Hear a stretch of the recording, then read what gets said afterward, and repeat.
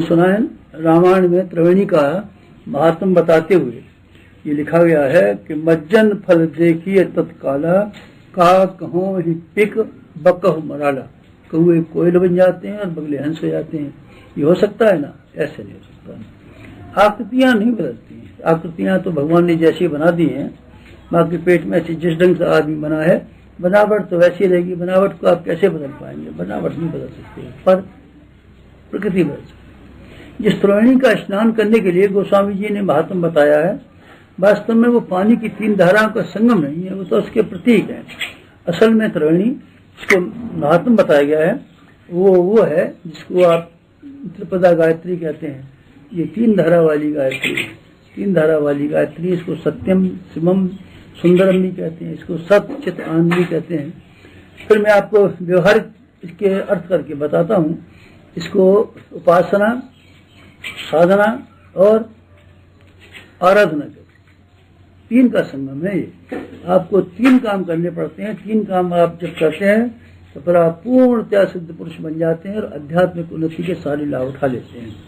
उपासना की बाबत कहा था ना, भगवान के साथ संबंध जोड़िए, भगवान का अनुशासन स्वीकार कीजिए, भगवान की सत्ता पर विश्वास कीजिए, कर्मफल और न्यायकारी होने की बात को मान्यता दीजिए। फिर आप उसी के साथ साथ मिल जाइए, उसमें भूल जाइए, खप जाइए। उसी के सिद्धांत और उसकी इच्छा के साथ चलना शुरू कीजिए। धारा नंबर 1 ये गंगा हो गई त्रिवेणी की, और दूसरी वाली धारा यमुना। यमुना वाली क्या? कल हम आपको बता दे चुके हैं। साधना वाली बात, साधिए, अपने आप को साधिए, अपने आप को गलाइए, अपने आप को ढालिए, अपने आप को गलाइए, अपने आप को ढालिए, अपने आप को कुसंस्कारों से मुक्ति दिलाइए, अपने आप को सज्जन और सभ्य बनाने के लिए भरपूर कोशिश कीजिए। साधना इसकी बात थी, जैसे कह चुके थे। आज आपको एक नई बात बतानी है कि एक और भी चीज इसी त्रिवेणी के साथ में मिलानी पड़ेगी। उसका नाम है आराधना। आराधना, आराधना किसकी? फिर एक बात समझिए, उपासना भगवान, साधना आत्मदेव, और आराधना, आराधना समाज। आराधना समाज, आपका समाज के प्रति भी कुछ कर्तव्य है। मनुष्य सामाजिक प्राणी है। इसकी जो उन्नति हुई है अकल से नहीं हुई है। अकल तो कितनी है? अकल तो बहुतों में ज्यादा है। आदमी की अपेक्षा बहुत से अत्यंतिक क्षमता वाले जानवर हैं जिनकी अकल मनुष्य से बहुत ज्यादा है। आदमी का पुरुषार्थ है शरीर, क्या पुरुषार्थ है? हाथी से बड़ा पुरुषार्थ है, भेड़ से बड़ा पुरुषार्थ है, घोड़े से बड़ा पुरुषार्थ है, गैंडे से बड़ा पुरुषार्थ है। एक से एक बड़े पुरुषार्थ ही पड़े हुए हैं प्राणी।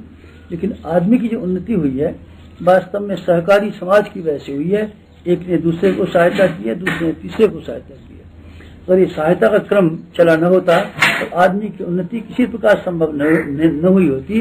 यहाँ तक जिस बुद्धि के बारे में आदमी बड़ी बड़ी डींग हाँकता है तो बुद्धि भी उसके पल्ले न पड़ी होती।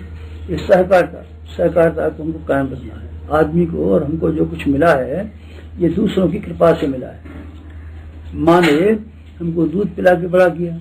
जानवर का बच्चा पैदा होने के बाद में खरगोश का बच्चा पैदा होते ही घास खाने लगता है और भाग जाता है। लेकिन मनुष्य का बच्चा तो कितना बड़ा हो जाता है। माँ की देखभाल के बिना, संरक्षण के बिना, उसका दूध पिए बिना, उसकी सहायता पाए बिना करवट तक नहीं बदल सकता। एहसान हुआ ना? बाप का एहसान न हो तब, कपड़ा बाप नहीं पहनाए तब, स्कूल के लिए फीस नहीं देता, एहसान है ना? आपका ब्याह हो गया ना, शादी हुई है ना आपकी, ये शादी की बीवी कहाँ से आई आपकी? किसी और ने दी ना, किसी ने पाली, पढ़ाई इतनी बड़ी की तब आपको दी ना। आदमी एहसानों से दबा हुआ है। कपड़ा आप जो पहनते हैं, दवाएं जो इस्तेमाल करते हैं, किताबें जो आप पढ़ते हैं, या जो उद्योग धंधा करते हैं, आप अपने आप में कैसे कर सकते हैं? ये समाज का ऋण है जिसकी वजह से आप इतने उन्नतिशील हुए हैं। इस ऋण को चुकाना आपका काम है, अर्थात समाज सेवा करना आपका काम है। आपने असंख्यों की सहायता से जीवन का वर्तमान स्वरूप प्राप्त किया है।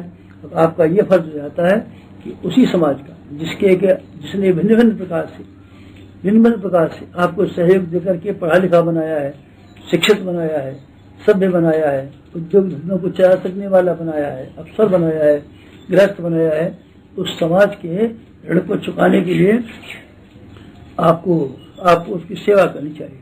सेवा अगर इंसान न करे तब कर्जदार होकर मरेगा, और कर्जदार होकर के मरेगा तब तो इस जीवन में आपने जो भी पा लिया हो बात अलग, लेकिन ये सारे के सारे कर्जे जो आपको इस जीवन में समाज के भिन्न भिन्न पक्षों के द्वारा मिले हैं, आपको कर्ज चुकाने पड़ेंगे, और 84 लाख योनियों में रह करके, घूम घूम करके जिन जिन लोगों के एहसान आपने इंसान की जिंदगी में जमा कर लिए वो सब चुकाने पड़ेंगे। इसीलिए ऋण मुक्ति के हिसाब से भी आपको समाज की सेवा करनी चाहिए।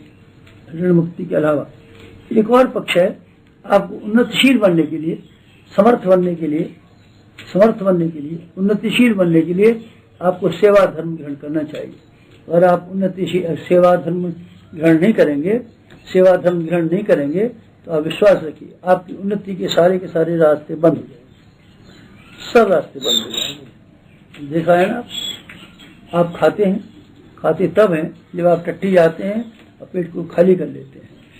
खाली न करें तब आप खा नहीं सकेंगे। और सांस को पहले बाहर निकाल लेते हैं तब आपको प्राणवायु का नया सिलसिला मिलता है। अगर आप न निकालें तब, न छोड़ें तब, जो कुछ भी पल्ले पड़ा हुआ है उसको कृपण की तरीके से और कंजूस की तरीके से दाब के बैठ जाएं और अपने खर्चे के लिए रखें, दूसरों के लिए न बांटें, तब फिर मुश्किल हो जाएगी। आप ध्यान रखना। भेड़ ने अपनी ऊन दूसरों को देने का निश्चय कर लिया कि हमारी ऊन है तो हमारी उगी तो हमारे शरीर पर है, पर इस ऊन की दूसरों की भी तो जरूरत है। इसने खुशी से ये मंजूर कर लिया कि हमारी ऊन को जो लोग काटें खुशी से काट लें, इससे कपड़े बनाना चाहे खुशी से बना लें। भेड़ क्या नुकसान में रही? आपकी दृष्टि से तो नुकसान में रहनी चाहिए, क्योंकि उसने अपना नुकसान उठा लिया, बिना कीमत की अपनी ऊन दे दी। लेकिन भगवान की तरफ आपने देखा क्या? भगवान बराबर उस भेड़ को नई ऊन देते चले आते हैं। हर साल उसको 3 इंच ऊन मिल जाती है। और अगर मान लीजिए भेड़ 12 वर्ष तक जी है तो 36 इंच अर्थात 3 मीटर करीब उसको ऊन मिल जाती है भगवान के दरबार से। और भेड़ चरना बंद कर दे तब, भेड़ की ऊन कटना बंद हो जाए तब फिर जितनी ऊन पहले समय जन्म के समय पर लाई थी भेड़, बस उतनी रहेगी, भगवान देगा नहीं। जब भेड़ त्याग करने को तैयार नहीं है तो नेचर क्यों त्याग करेगी? आप इस सिद्धांत को समझते नहीं है। न समझने की वजह से ही आदमी कंजूस बनता जाता है, कृपण बनता